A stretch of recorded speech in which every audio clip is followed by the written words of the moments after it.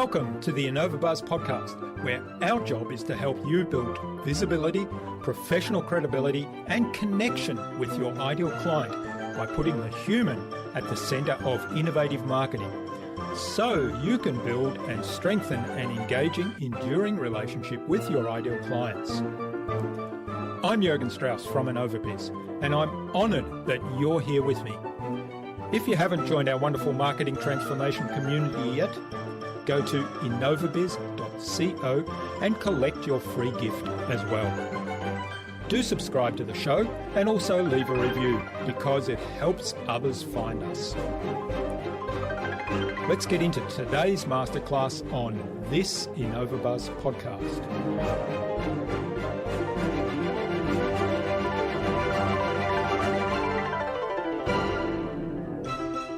It's really worth believing in yourself. It's really worth pursuing a dream. The sacrifices that we make, the fear we overcome, the mountains we have to climb, the tiny glimmering star in the dark night that's our dreams is really worth reaching for. Is really worth struggling for.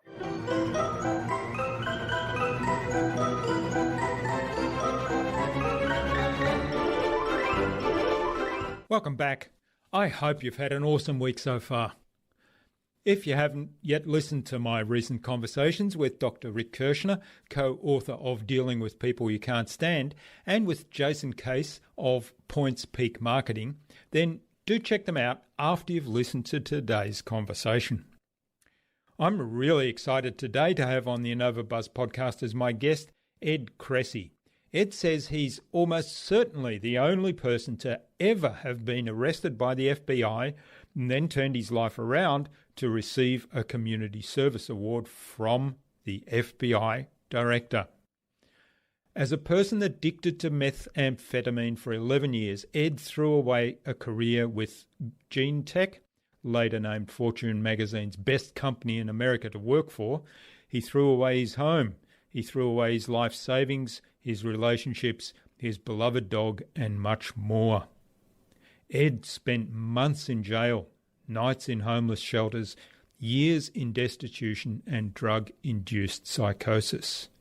Yet, through being of service to others, he rebuilt his life and now inspires others to do the same. As a socially conscious entrepreneur, he's worked with clients including Cisco, Google, LinkedIn, and Slack. He's delivered a guest lecture for the Massachusetts Institute of Technology. He volunteers inside maximum security prisons and jails, coaching entrepreneurism and employment. In our discussion today, Ed talked to me about finding new meaning in your work and your life through second chances. He explained how confronting your fears and getting out of your comfort zone will actually move you forward. And we talked about finding your purpose in service to others. Without further ado, then let's fly into the hive and get the buzz from Ed Kressy.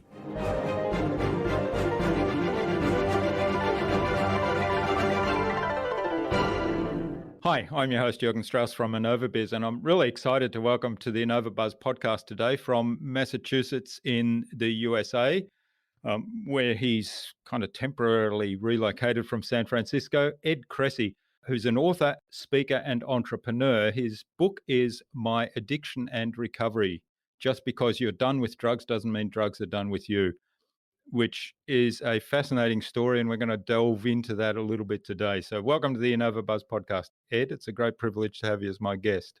It's wonderful to be here, Jürgen. Thank you so much for the opportunity.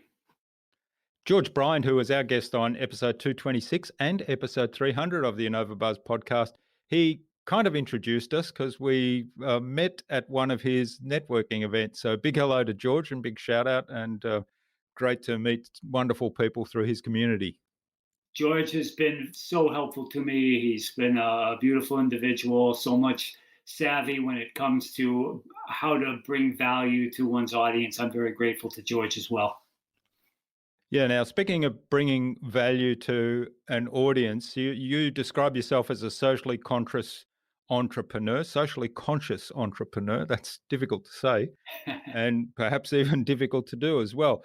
The one of the things you do is volunteer inside maximum security prisons and jails, and you coach entrepreneurship and employment there. Now, I know that there's a fascinating story behind this, so give us a bit of a high-level whistle-stop tour of how you got to do what you're doing today.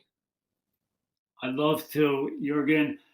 What I like to say, and to summarize myself, is I am almost certainly the only person ever who was once arrested by the FBI, then was recognized with a Community Service Award by the FBI director. I was so fortunate to have received help from incredible, remarkable individuals and organizations to turn a life around, my life around, from decades of addiction to drugs, criminal activity, making terrible decisions that hurt me and hurt the people around me. Fortunately, I put all that behind me and now am able to live a life of service, which includes, as you were so kind to mention, volunteering inside maximum security prisons and jails to help others who are transforming their lives as well. Fascinating. Now, going back to the time where things started to go bad for you, what were you doing? Where were you in life at that stage? I started off with an idyllic childhood in many respects. I grew up in the beautiful woods of Massachusetts, was provided a college education, a career with a firm called Genentech, which was the #1 best company in America to work for, according to Fortune magazine. Genentech treated me very well for the time I was there. I owned a home in beautiful San Francisco, yet all along I made up for deep insecurities and negativity towards myself with addiction to doing drugs. My dream since I was a kid was to become a writer, was to publish a book, yet I lacked the discipline, I lacked the belief in myself, I lacked the courage to pursue my dream of becoming a writer. Instead, I went after these material things, the home, the car, the motorcycle. There's nothing wrong with any of it. Yet what I discovered was none of these material things substituted for the emptiness I felt inside from my lack of pursuing what was my true passion in life, which was being a writer, which was bringing value to others via writing. So I took the easy, quick way out. I took what was the illusion of confidence, illusions of self-worth, heavy drinking, intoxication, followed by hardcore addiction to doing cocaine, marijuana, finally for 11 devastating years, methamphetamine. At the tail end of my addiction, all those things I mentioned, the career with Genentech, the home in San Francisco, the motorcycle, the car, my beloved dog, all of that and much more I had put in a glass pipe, smoked away. I was living in a flophouse hotel in San Francisco. I hadn't showered or brushed my teeth in months.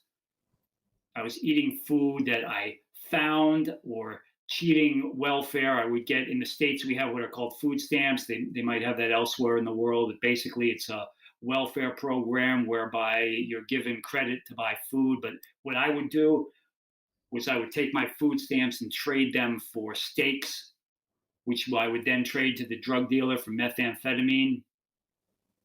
In my squalid hotel, there was a little sink in the corner where I would ash my cigarettes, where I would wash my clothes and urinate. This was my life, and it had been for years. I went into what's known as methamphetamine psychosis, which I believe is comparable to paranoid schizophrenia. For years, I heard these disembodied voices threatening to kidnap and torture me to death. I believed in this vast FBI conspiracy that had targeted me and was trying to pin 9/11 on me because I had inadvertently befriended a 9/11 hijacker. And Jurgen, I could go on and on and on. The point is, when I was 16 years old or 14 years old and picked up that first drink, when I was smoking marijuana in high school and doing cocaine, partying in college, I never anticipated waking up one day naked on the floor of a padded jail cell because I had broken into my relative's home to steal for meth money, which is actually what happened to me.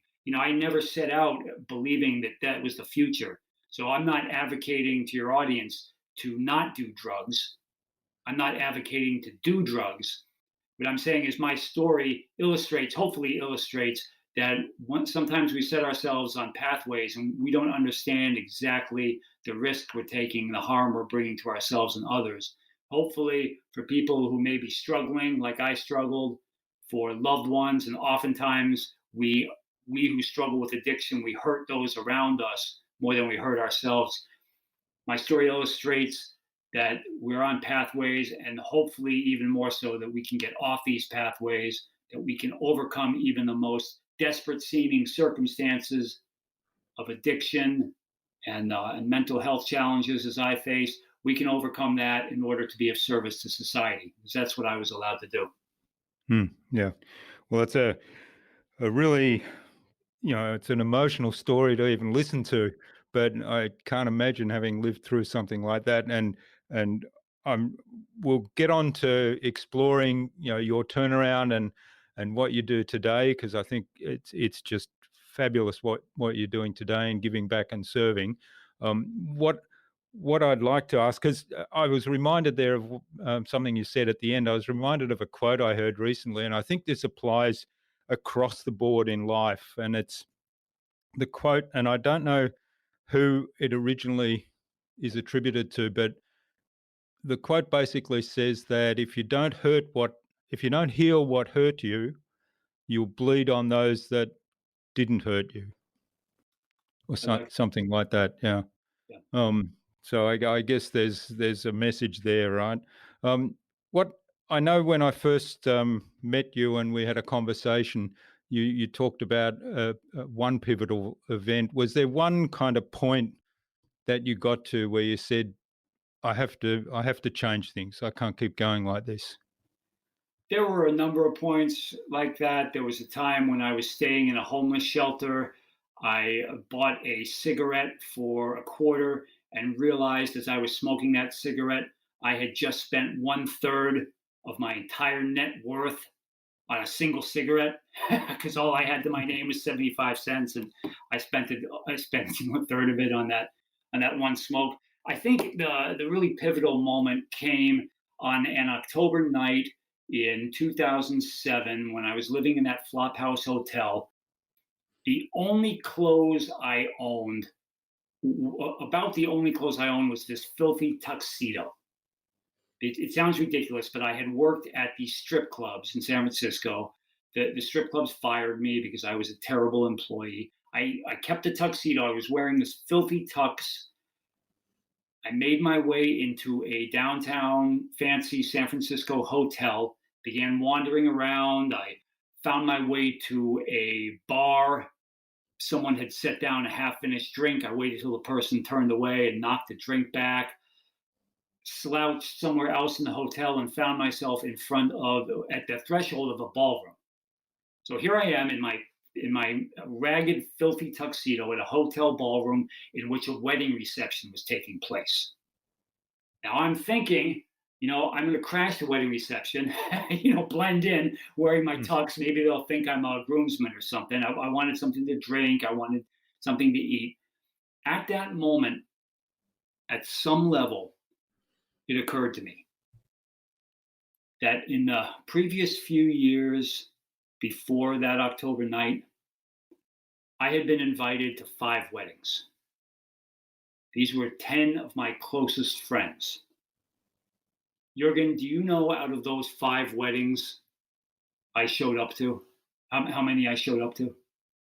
Well, I do, because I've heard the story. You can probably guess, even if you hadn't. 0. Not one. 10 of my closest friends. One couple even asked me to serve as their best man.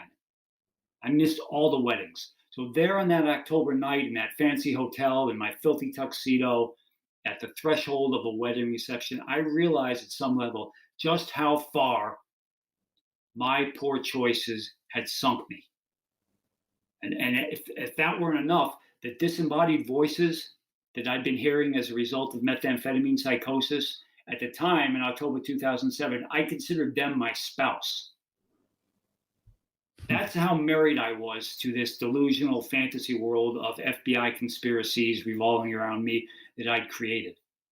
And for your audience, what really stands out to me as I look back with the little connections that I could have seen, the things that seem like coincidences, but looking back, I believe they might have been signs from the universe, or at the very least, my subconscious directing me in certain directions. For me to have arrived at a wedding reception, having previously missed 5 weddings, for me to consider myself married to these disembodied voices, these were things that, as I look back on my career, having been addicted to drugs, I could have realized at different times. I could have seen the path that I was on and avoided a lot of the pain that I caused myself and that I caused others. So for your audience, there's often opportunities for us to examine the paths that we're on when we're struggling with drugs, or we're questioning whether addictive behaviors are harming us or harming those around us. If we look for the coincidences, if we look for the signs, whether we choose to interpret those signs as being from the universe or coming from within our own subconscious, if we stay aware and we stay focused on what's going on around us, hopefully you don't have to suffer the same pain I put upon myself. You don't have to cause others to suffer the way I caused others around me to suffer. This is hopefully one thing that audiences get out of my story. Yeah, I think the self-awareness thing is really important, and even in situations. I mean, we all find ourselves in situations that we kind of regret, or perhaps we don't know how to get out of. It may not be as serious as an addiction, or as life-threatening, and yet we kind of go all helpless and abdicate responsibility in some way. So the self-awareness thing and looking for the signs of how we might challenge our assumptions or how we might change our situation is really important. So thanks for that. Now, when did you then turn it around to the point where you said, okay, I've got a book in me now. I have to tell my story as an education to others? It was always my dream to be a writer. I never had the discipline, and drugs were an easier way to make me feel important, the way that writing, I believe, would have done. What happened was I had a conversation with an incredible individual named Seth Godin, who maybe you've heard of. A very, very popular, very well-respected author and speaker. Seth is amazing in many regards, one of which is his dedication to second chances, to criminal justice reform. Seth helped an organization that I was part of called Defy Ventures. Defy Ventures is a nonprofit, and we kind of alluded to it earlier. Defy teaches entrepreneurism and employment inside prisons and to persons who were incarcerated and are now reentering society. We were on a bus, a Defy Ventures bus, that we were being hosted at various tech firms in the San Francisco Bay Area. We had the opportunity to meet Sheryl Sandberg from Facebook. We had the opportunity to meet Jeff Weiner, the CEO of LinkedIn. So these individuals, so much to their credit, and it speaks so highly to their organizations, that of all the people who would desire an audience with Sheryl Sandberg or Jeff Weiner, they chose us because we represented formerly incarcerated persons who are turning their lives around. The point is, as all this is happening, I'm in a van with Seth Godin sitting right behind me. I screwed up my courage. I don't even remember what I said. Something about book, Seth, book, I want to write. I don't remember what Seth said to me. I don't remember the words he used, but he planted some seed in my mind. He planted an idea. He planted within me the confidence that I could do something which would be of service to others. I'd struggled as a writer. I'd spent 10 years writing screenplays and short stories and would get an article published here and there until I had that conversation with Seth, until someone of his compassion, until someone like Seth and others who were part of Defy Ventures at the time, until I started to get these beliefs in myself as a person who had overcome a history of devastating drug addiction, as I overcame my history of incarceration. This conversation with Seth and my experience in Defy Ventures gave me a higher purpose, so to speak. So now I'm doing something. I'm not just Ed Kressy looking to be a famous screenwriter making a lot of money. I'm not just Ed Kressy publishing articles to get my. There's nothing wrong with any of that. What Seth and others gave me the opportunity to do was to re-examine my motives, and I discovered, hey, I can be of service. I can tell my story. I can be as honest as I can. I can be forthcoming. I can overcome fear. I can pursue that spiritual pathway, the spiritual being of the non-material. Instead of writing a book to make money or to be famous, I can write a book that maybe helps others the way so many others helped me. When I had that and I applied incredible perseverance, I got up before dawn every day for 18 months or something like that. I wrote 26 drafts of this book. Not every draft was starting from scratch, beginning to end. Some of them were sort of combed throughs where I would just read very carefully and finesse the details. I had to make so many decisions and overcome so much fear, whether it was decisions about how much I resented a person very close to me who appears as a character in the book. And my resentments and the fact that I was writing about this person forced me to re-examine the individual and see the good side.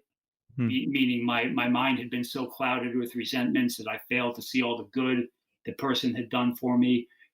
I had to overcome fear of deep shame around having had these beliefs that I'd inadvertently befriended a 9/11 hijacker and failed law enforcement and failed the American public. I mean, it's a long, long story. The point is, these were deep fears that were very, very meaningful to me. And this was years after I quit meth. I would sit there before dawn with my beloved steaming coffee at my side and my laptop's Apple Glow staring at me and wrestle with the fear and the doubt of how I was going to express myself and how I was going to tell my story. Because of the Seth Godins of the world, because of my belief in spiritual pathways, meaning being of service and things of a non-material nature, I was able to overcome so much fear and do something which gives, or which at least is my best attempt to give to others the way that so many people have given to me. And that's why I'm here today. That's why I'm not behind bars or locked up in an institution or in a grave. Yeah, it's an interesting story. I wondered how you came to have Seth Godin endorse the book as the kind of the keynote or the featured endorser right up front. I thought, oh, that's cool. Yeah, and the book is fascinating. I'm about halfway through it, and it's a fascinating story. I mean, it's raw. It's beautifully written. It's kind of very honest and authentic and transparent in many ways. And there's a key message that kind of starts right at the beginning already. And even though there's lots of stories there that are very dark in some ways, there's that message of the power of the second chances coming through right throughout the book. So well done on that. And what I guess my question that comes from what you've just told us is, how difficult was it to confront those fears at a time where you'd kind of gotten to the point where your addiction was under control, you were clean, you were gainfully employed, you were contributing in many ways to society by your service to the charity you mentioned, and also the work you do professionally. How difficult was it to confront those fears again? And was it healing for you to write the book? Confronting the fears was a process so difficult, it defies description. It was the most challenging. I never could have even imagined how challenging it would have been to undertake it, or how difficult. When I look back and see how challenging it was, I couldn't have imagined setting forth how challenging it would be. There is a quote I love and I think of all the time by Joseph Campbell. He writes, "The cave you fear to enter holds the treasure you seek." I said, you're familiar with the quote? Yeah, I love that quote. Yeah, I love it, and I found it to be yeah. so true. I think he said the cave you most fear to enter holds the treasure that you seek. That makes perfect sense. I found that to be remarkably true. The fears, when I look back, I see the fear was always pointing me in the direction that I needed to go. It's like there's a story about the butterfly in the cocoon. There's a person's hiking through the woods and encounters a butterfly, struggling and struggling and struggling to get out of its cocoon. The butterfly is fighting and fighting, so the hiker takes out a knife and attempts to cut the cocoon, thinking this will help the butterfly. Hmm. But really, it harms the butterfly because it's that struggle that gives the butterfly's wings the strength to fly. And the analogy being, we as human beings are much like that butterfly. There are circumstances in which we mightily struggle, and that's how it was for me writing this book. Yet looking back, I see that struggle gave my metaphorical wings the strength to carry me to heights of happiness, heights of fulfillment, heights of feeling that I can be of service to others, and to that spiritual path I pursue that no way, if I were staring at some Excel spreadsheet in my biotech job, as well as that job treated me, and as valuable as it is to work in a field like biotech or many other fields, as valuable as all that is, it never would have fulfilled me. I mean, I remember making six figures at my biotech firm years after I quit meth, working for a little company in Oakland, California, that treated me incredibly well. Just wonderful people to work with, opportunity to help people suffering from illness. I remember sitting in my cubicle every day, fantasizing about going home and taking my .357 pistol, putting it in my mouth, and yanking the trigger. That's where I was at for a big chunk of my life, years after getting clean from drugs. Hmm.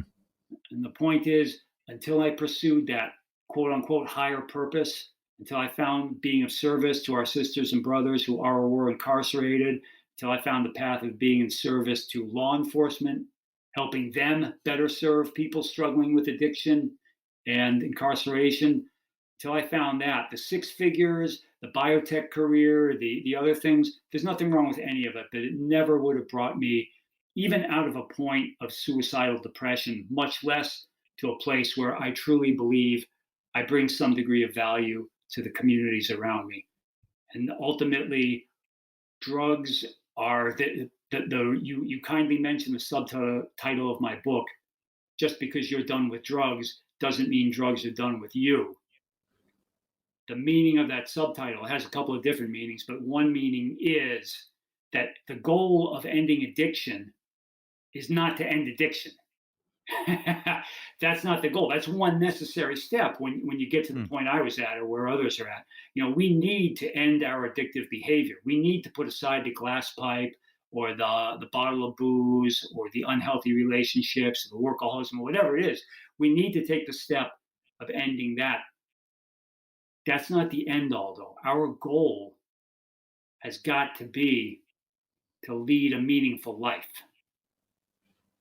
Our goal has got to, find your purpose. Find your purpose, exactly. Yeah. And then anything, and follow that.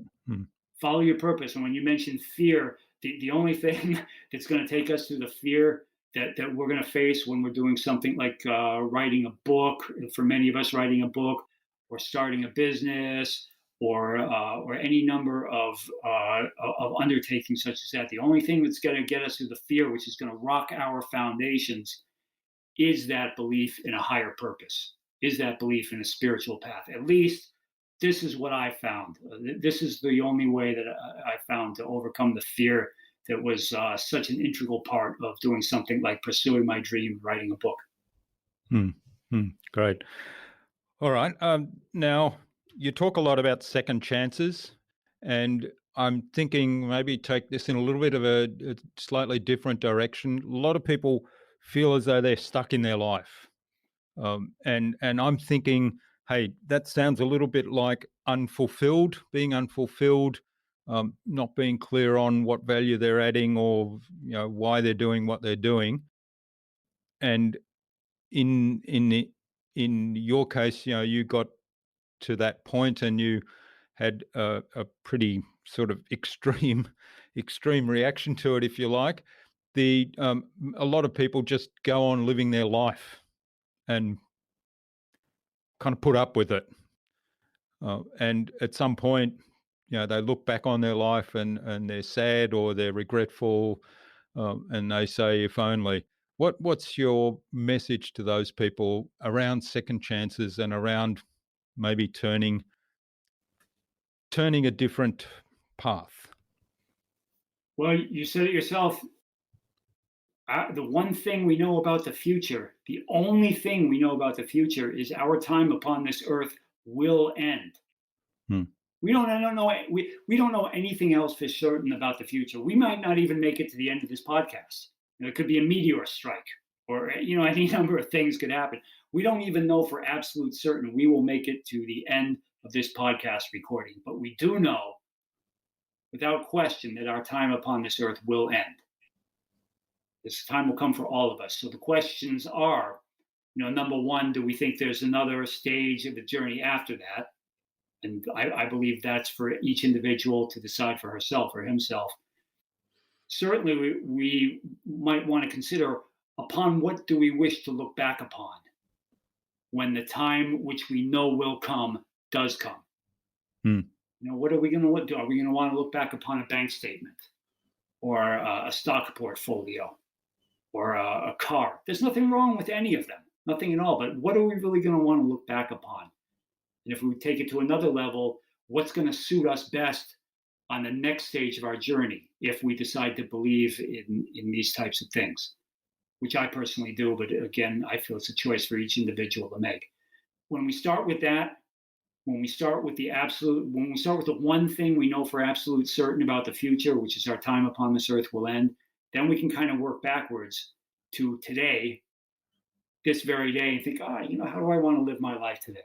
Knowing that years, decades, whenever from now, I'm going to look back and what will I want my life? What will I want to look back upon?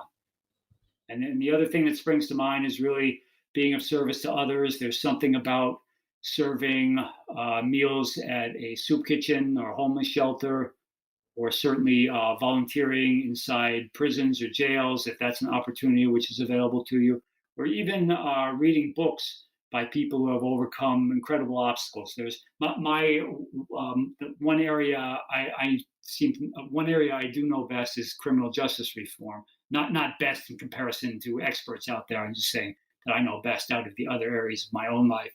There's a great book. It just popped into my head by a man named Anthony Ray Hinton. It's called The Sun Does Shine. Anthony Ray Hinton spent 30 years on death row for a crime he didn't commit, was finally exonerated. The point is, to get back to your question, when we read stories like this, like Anthony Ray Hinton's, when we read other stories about people overcoming our obstacles, sometimes they can take us out of ourselves and give us ideas for how to make changes in our own life, because we got to make changes. If nothing changes, then nothing changes. If we keep doing the same old thing, we keep getting the same old thing. It's a wonderful discussion to have, because we can get into how the human mind is designed to keep us comfortable, to keep us safe, but not to make us happy, which, I would imagine you know far more than I do about this subject. We can get into the psychology of change. We can get into the psychology of thought patterns, but Really for me, what's worked best is just to remember my time on this earth is limited, and someday I will look back, and someday I believe I'll go on to another stage of a journey and preparing for that eventuality. Hmm. Yeah, it's fascinating, isn't it? That I was talking with a guest. It was Dr. Frank Kirschner on a recent podcast. I think it was 1 or 2 episodes ago. That and he said change is inevitable, but progress is not. And it's fascinating that sometimes we're so resistant to change, and yet change is happening all the time. I mean, as I speak and I get excited, so my state is changing. As I get excited, my heart rate increases. So that's a change. That's all happening unconscious. As I walk faster down the street, my breathing increases, so I get more oxygen to my muscles. All of these things, the body is a change machine, and yet, our minds or our kind of thinking is let's get into the comfort zone and let's just relax into the same old way of doing things. And yet the body is actually a change machine.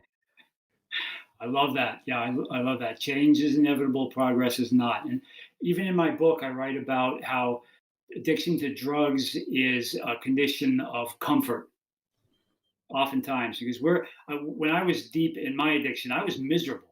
I was Mm, desperately unhappy when the FBI and rogue police officers were coming to kick down my door, and I was cowering on my couch with my 12 gauge shotgun resting on my chest and a cold steel barrel pressed up against me because I was waiting for the FBI or biker gangs to kick down my door. I mean, this was all part of my delusions, my meth mm, psychosis. These things weren't really happening out there, but I believed it. Point is, I was miserable in those circumstances when the disembodied voices that sounded like my parents were insulting and mocking me through the walls out of the thin air. I was miserable, but I was comfortable. I knew that the next day I could make it through those same circumstances. I knew I could live and exist from one day to the next in this extreme state of psychosis and addiction to drugs. I was comfortable because I had done it so many days in the past. I'd been doing it for 15 or more years at that point. Yet to change, and going back to our conversation on change, for me to change, for me to put aside the glass pipe, for me to attempt to pursue my dream of writing a book, I had no idea where that would lead. mm, That extreme discomfort with not knowing where the change would lead to, that was what kept me. There were other factors too, but that was what kept me in the addiction. Was that condition of comfort? Comfort does not equal happiness, and as human beings, we are programmed to be comfortable much more so than we're programmed to be happy. Going back to our prehistoric times, the person who was afraid to leave the cave in the middle of the night, way back in the prehistoric days, that person was the one who survived to pass along her genes to those of us still around today. Yet the person who took risks, the person who went out of his or her comfort zone back in the prehistoric days, the person who explored the woods in the dark of night, that was the one who was not around to pass along the genes, who fell off the cliff or was eaten by the tiger. So mm. at a you could say at a physiological level, we are programmed to remain in our comfort zone because that's what keeps us alive. But unfortunately, as I found out in my life, and maybe others find out too, that state of comfort is in no way equal to a state of happiness. Mm. Yeah. At the same time, though, I think one of the things that comes from, and if we change this thinking a little bit slightly around that, what's the prehistoric brain evolved over the years is that the people who are most adaptable to changing situations possibly have survived. So, to be flexible and be adaptable to situations around you is probably a really good way. And then coming back to that self awareness that we talked about earlier, being really self aware of what motivates you, what lights you up, what you're passionate about, whether it's writing a book or whether it's something else, and then having the courage to adapt and adapt and to the situation you're in and make the best of it. I love that. So if I understand you correctly, the adaptability, so the going beyond one's comfort zone, and that necessitates the courage, that necessitates a belief in oneself, right? Like Nelson, I often think of Nelson Mandela's words that courage is not the absence of fear, but rather the triumph over it. Yeah. So it's having that self-awareness and the courage to move beyond fear. I like that. Yeah. Ultimately, fortunately, I was inspired by others' belief in me once I put the meth pipe away to do something like that. Yeah, I like what you're saying. Yeah. Because I was just thinking the person that stayed in the cave all the time might have died of starvation. It might, because you had to go out and hunt or collect grains or whatever it was that was feeding you. Exactly. So there was some risk in that. All right. Now, tell us a little bit more about the work you do with the various foundations. I work mostly with, until the pandemic, because what I was going to say was a lot of my work's been in prisons and jails, coaching incarcerated persons in skills around entrepreneurism and employment. Unfortunately, with the pandemic, which has affected so many of us, all of us probably in some respect, part of that is we're not able to go into jails or prisons anymore. The way I've found to get around that obstacle is by donating copies of my book to incarcerated persons. So we've got, I think, 400 and almost 450 books either donated or on their way being shipped or getting through the approval process to incarcerated persons. The other part of my work is with law enforcement, helping law enforcement entities such as the FBI, the San Francisco Police Department, the police departments here in Massachusetts where I am, helping them better serve communities affected by incarceration and addiction. In America and perhaps in other parts of the world, we are extremely polarized right now. We have, and in a few places is this more evident, this polarization, than at the intersection between law enforcement and communities affected by incarceration and addiction. While by no means do we intend blanket endorsement of all actions committed in the name of law enforcement, no way are we saying everything law enforcement, every action taken. No, we're not saying. What we are saying is that at the same time that we address the tragedies that happen as a result of actions taken in the name of law enforcement, at the same time we address those tragedies, I feel it's also worthwhile to society to look at the good things that can come as a result, that do come as a result between from interactions between law enforcement and persons, communities affected by incarceration and addiction. So to give an example from my own life, the first time I was arrested, one of the first times, I remember being shackled to a steel rail in a police station with hot, salty tears pouring down my face. I believed I would never again see my beloved dog. So I'd been arrested. At the time, San Francisco, my hometown of San Francisco, had these draconian rules, these very harsh laws that you weren't allowed to walk your dog carrying a loaded 357 and a 1/16 of an ounce of methamphetamine. Yeah, that's a joke. But, eventually I pushed it too far. I was shoplifting hamburger to feed my dog and myself, and I carried a loaded pistol because I thought that people were after me. I needed to protect myself. The point is, that officer who arrested me as I was sitting shackled to that steel rail, that officer, she said a few kind words to me.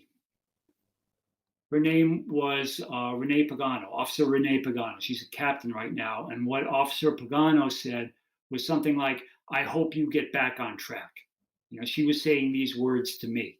I hope you get back on track. I realized, shackled to that steel rail, that Officer Pagano cared about me. insofar as she cared about human beings in general. And I, even if just barely, fit into that category.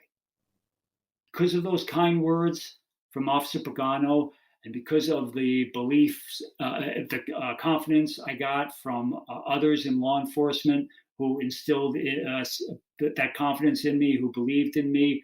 There was, I remember when I was in drug rehab once, an off-duty police officer came in and spoke to us, and then he took a few of us from rehab, a few of us who were clients, into his own home.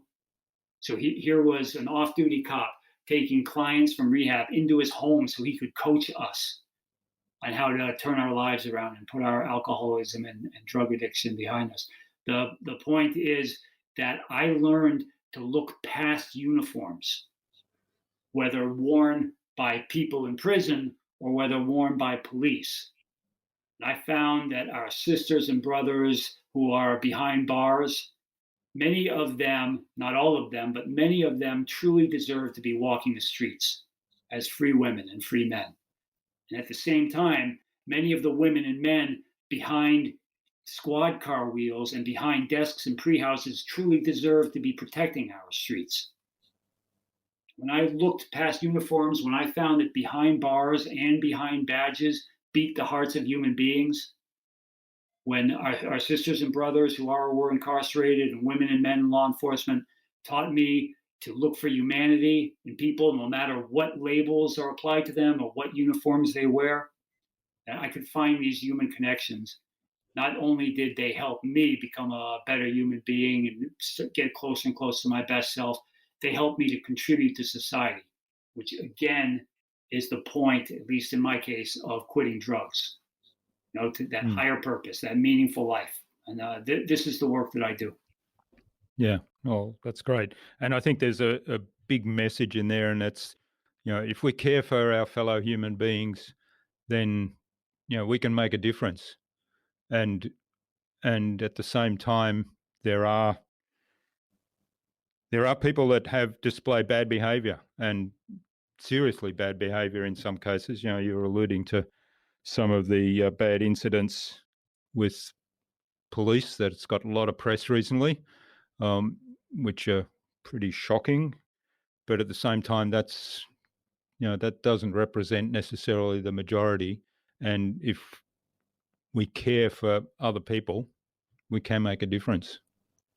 Absolutely. And yes, we need to address these shocking incidents. We need to address the tragedies that have taken place and are taking place on a daily basis because of actions that are taken in the name of law enforcement.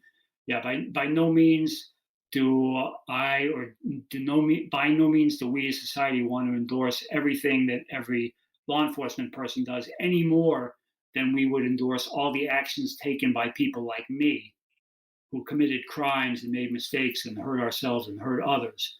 But I feel at the same time we're addressing all of these things, we do also benefit ourselves as a society, again, by looking at the positive interactions between law enforcement and persons like me who come from backgrounds of criminality and addiction.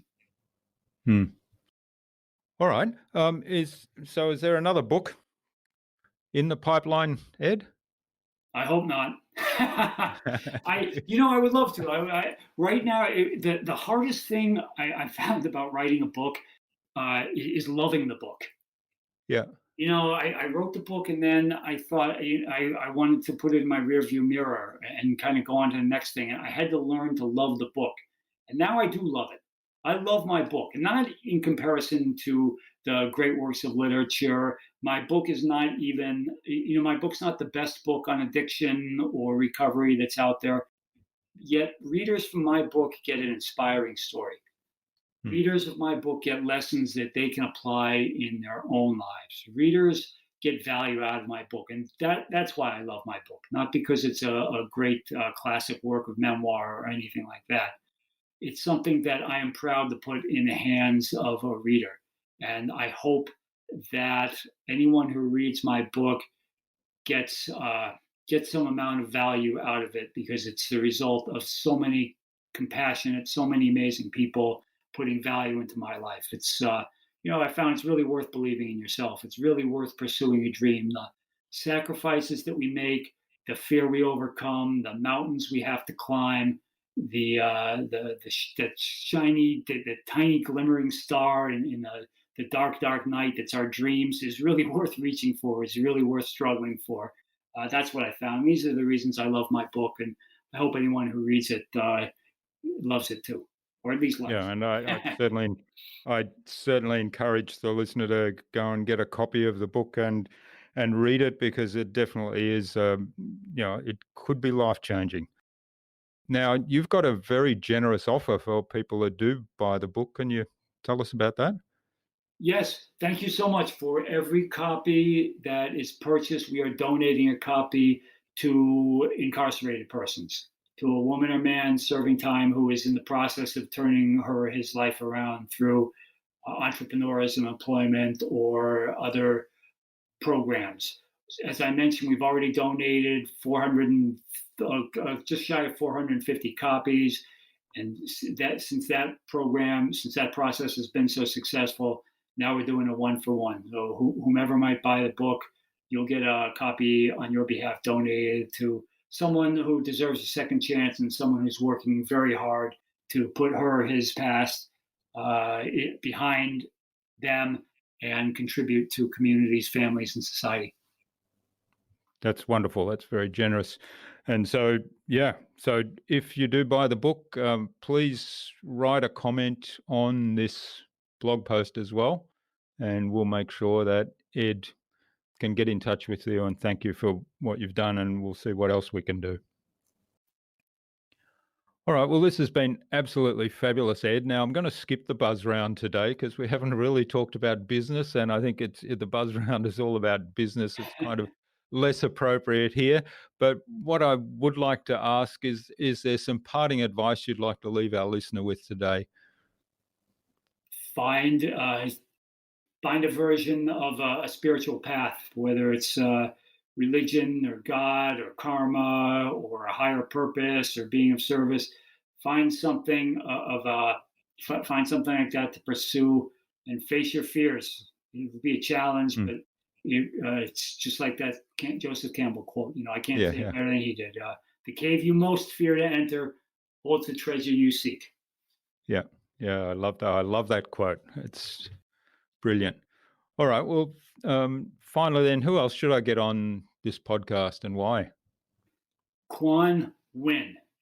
I can spell his name for you after we're finished recording. Quan, very good friend of mine, served was it 20 years? He's either 20 or 30 years for murder. He was convicted of murder. I believe he was tried under the death penalty. I'm not positive. Quan has an amazing book that was just published. He's also, I believe, in the process of donating it to incarcerated persons. Quan, I can't speak highly enough of him. I feel your listeners would really get a lot of value out of Quan's story. He would be an amazing person. Another wonderful individual, good friend of mine, Shelley Winner. Shelley served about a year's time in federal prison on methamphetamine charges. Just before she went in, she gave birth to her first child, a son, then had to give the son up to her mother while she served time. Shelley is now working for Microsoft, an amazing person. She went through this process whereby she interviewed for Microsoft, was offered the job. Then she was forthcoming in the interview about her criminal history. Microsoft rescinded their offer after they offered the job. They took it back. So much to Microsoft's credit, they ended up bringing Shelley on board. She's doing incredibly well with the company. I believe she's blazed a path to other formerly incarcerated persons working for Microsoft. And Shelley also graduated from the same FBI citizens program that I graduated from. It's a highly selective program. They only take people who really have a dedicated interest in serving their communities. Shelley fits the bill. So I would say Quan Nguyen and Shelley Winner would be of amazing value to your audience. Great. Well, we'll get introductions from you to Quan and Shelley and see if we can get them on the show in the future.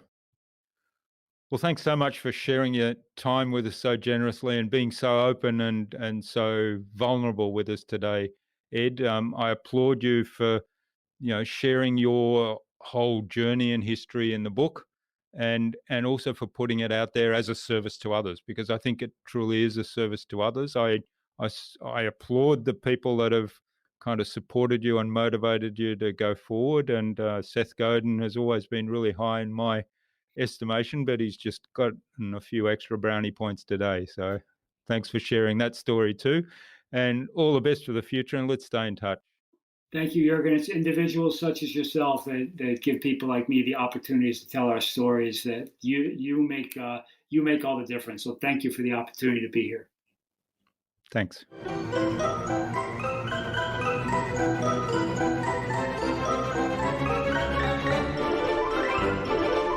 I hope you enjoyed that very raw and open conversation with Ed and are as inspired by this episode as I am. Ed shared so many meaningful, profound and unique insights into resiliency, into perseverance, service to others, self-improvement and social consciousness. I'd love to know what you took away from Ed's episode. Leave a comment below the blog post, which you can find at innovabiz.co/Ed Kressy. That is EDKRESSY, all lowercase, all one word, innovabiz.co/Ed Kressy. You'll also find contact information for getting in touch with Ed there, as well as links to his website, his book, his social media pages, and the other resources we spoke about in our conversation today. If you liked this episode, please share it with 2 other people that it might help. Tag me in that share, and I'll reach out to you with a special surprise. Ed suggested that we have a conversation with keynote speaker and Microsoft Surface specialist Shelley Winner on a future InnovaBuzz podcast episode. So Shelley, keep an eye on your inbox for an invitation from us to the InnovaBuzz podcast, courtesy of Ed Kressy.